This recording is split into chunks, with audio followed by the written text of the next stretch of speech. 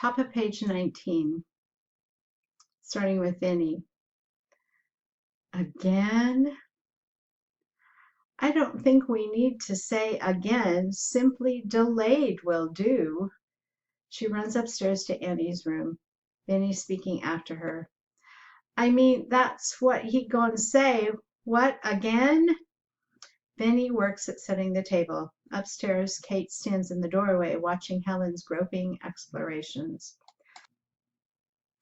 Yes, we're expecting someone for my Helen.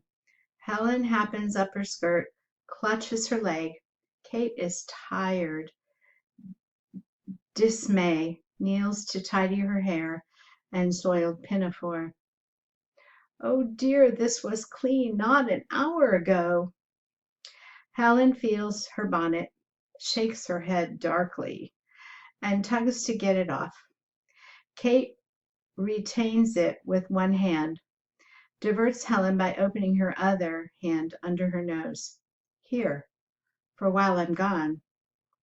Helen sniffs, reaches, and pops something in her mouth while Kate speaks a bit guiltily. I don't think one peppermint drop will spoil your supper. She gives Helen a quick kiss, evades her hands, and hurries downstairs again. Meanwhile, Captain Keller has entered the yard from round the rear of the house, newspaper under one arm, cleaning off and munching on some radishes. He sees James lounging on the porch post. Jimmy? Sir? Keller eyes him. You don't look dressed for anything useful, boy. I'm not. It's for Miss Sullivan. Needn't keep holding on to that porch. We have wooden posts for that. I asked you to see those strawberry plants were moved this evening.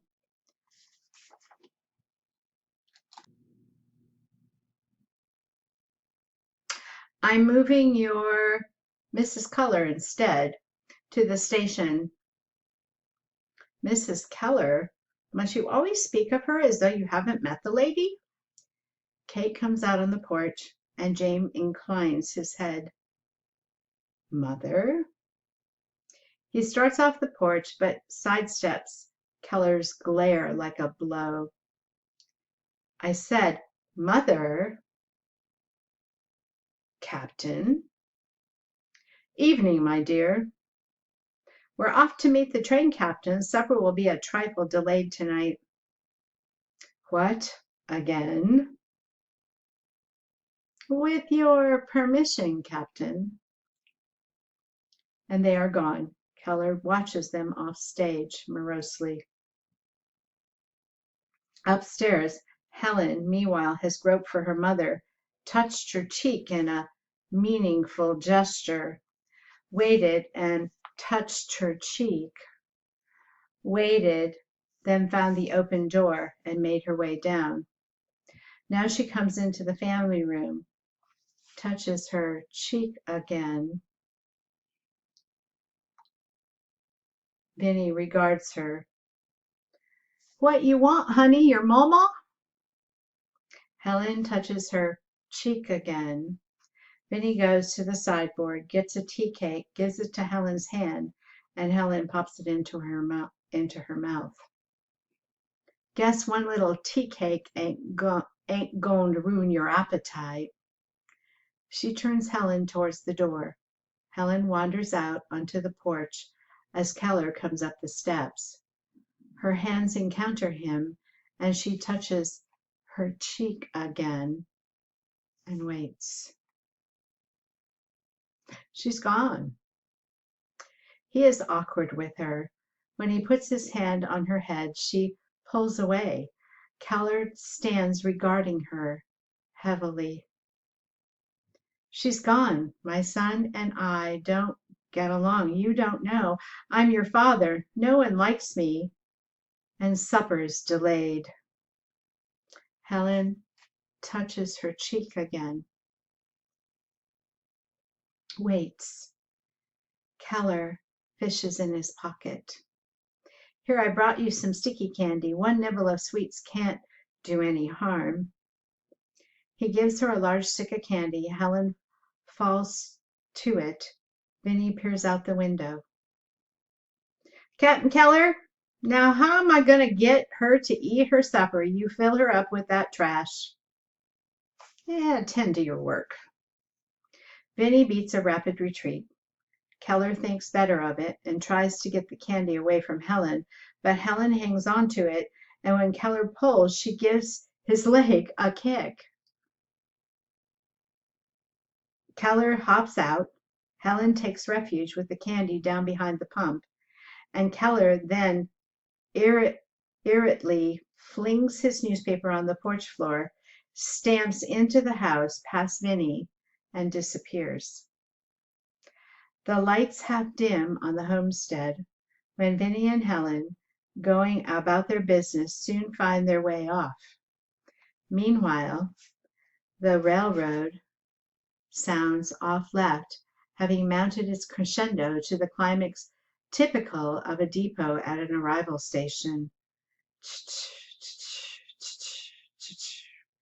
The lights come out on stage left. We see a suggestion of a station. Here Annie, in her smoke glasses and disarrayed by travel, is waiting with her suitcase, while James walks to meet her. She has a battered paper-bound book, which is a Perkins report, under her arm. Miss Sullivan? Here, at last. I've been on trains so many days I thought they must be packing up every time I dozed off. I'm James Keller. James? The name stops her. I had a brother Jimmy. Are you Helen's? I'm only a half-brother. You're to be her governess. Well, try. You look like half a governess. Kate enters. Annie stands moveless while James takes her suitcase. Kate gazes on her as doubtful and troubled. Mrs. Keller? Miss Sullivan. Kate takes her hand. We met every train for 2 days. Annie looks at Kate's face and her good humor comes back. I changed trains every time they stopped. The man who sold me that ticket ought to be tied to the tracks. You have a trunk, Miss Sullivan? Yes. She passes James a blank check, and he bears the suitcase out behind them. Annie holds the battered book. Kate is studying her face, and Annie returns the gaze. This is a mutual appraisal. Southern gentlewoman and working-class Irish girl.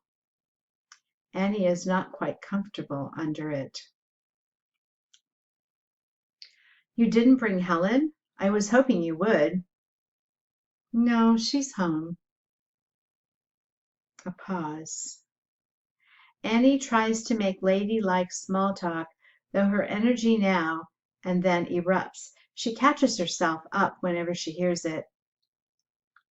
You live far from town, Miss Keller? Only a mile. Well, I suppose I can wait 1 more mile, but don't be surprised if I get out to push the horse. Helen's waiting for you, too.